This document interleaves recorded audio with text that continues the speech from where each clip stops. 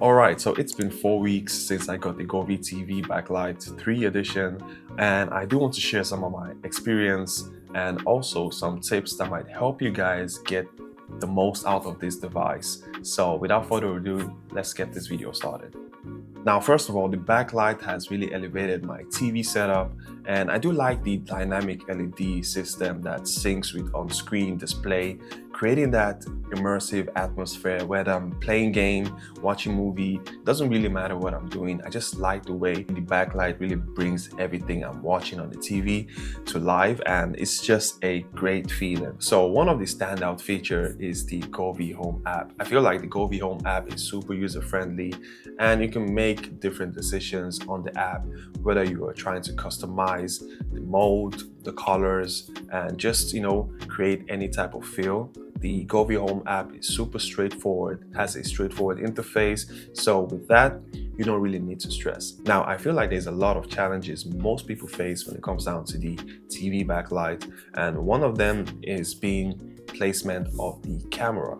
I've been seeing a lot of people place the camera at the bottom of the TV, and it's a little bit funny because I never thought of actually placing it there, and the only problem is that it's going to fall a lot more.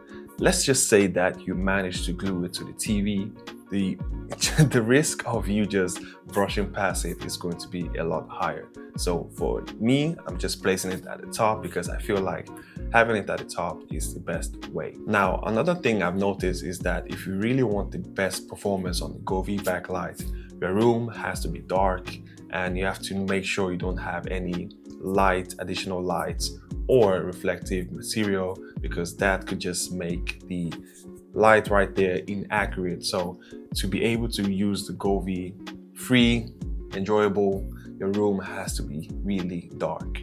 So many of you guys on my comments are saying that the red is super dominant in some areas, and I've actually been noticing that in some ways, but the only thing you can probably do is by using the white balance to adjust the settings a little bit more so you can get a bit of that orange instead of it going straight to red.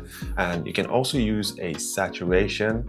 Now, finding the perfect saturation levels could be subjective. Many people find that 15% to 30 is good, while the other think that 50 to 60 is absolutely good, but it all depends on what you really want to do. Me, I just leave mine on 50% because I feel like that is all right for now. And where people are actually crashing out is the camera calibration, and I've been actually seeing this on my analytics to see what is going on, and I can see that it spikes all the way up there and it basically drops. So the camera calibration is a pain in the ass. Let's just say that, because it takes a long time to get fixed. It took me around 40 minutes. So I would understand if it took around 2 hours for some of you guys, because the camera calibration was a pain in the ass for me.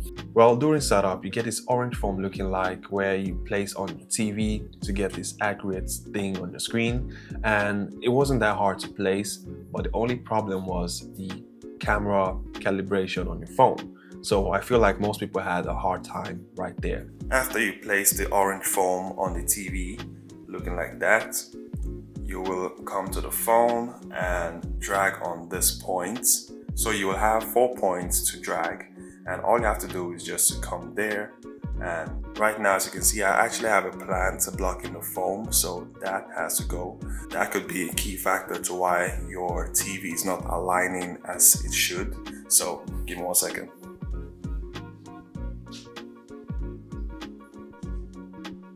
Now, it might take a little while to update, but like light source, reflection, or anything that will hinder the camera, just make sure you get them out of the way. Let's try that again. Mine is actually correct at the moment, so I don't really need to do much. And drag it something like that. Just press next, and then wait and see how it looks at the end.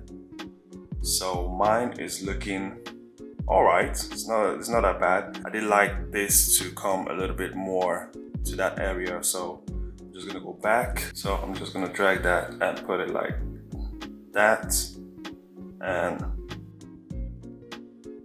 and it feels actually better. So now I'm just gonna go with this because I feel this is a lot more better than what I had before, and I'm just gonna press that and it's done. So the best way to think is by not having any reflective materials, objects, or any additional lights on the side. And also it should be relatively not dark but dimmed inside the room so the camera can pick accurate light of the phone. And if it doesn't work, then just press OK and continue. Try out the TV whether it works or not, or else it's super easy to fix again. All you have to do is just to go to the settings, then you see camera calibration, then you just go back and try to fix that point again. It might take a little time and sometimes it's super frustrating, I understand, but that is the only way you have to do it. Now, some additional tips I would actually say is that on the website, you do get a 50 to 65 inch LED strip and a 75 to 85 inch LED strip. Alright, so my TV is 70 inch and the strip I got is 75 to 85 inch. So this is the excess, which is around 4 centimeters, around 4 to 5 centimeters of excess. So that is what you get there. So if you're not sure, go for the 55 to 65 inch instead of the 75 to 85 inch. It doesn't really make a big difference for me because it's working fine for my TV, but maybe some of you guys really don't like that.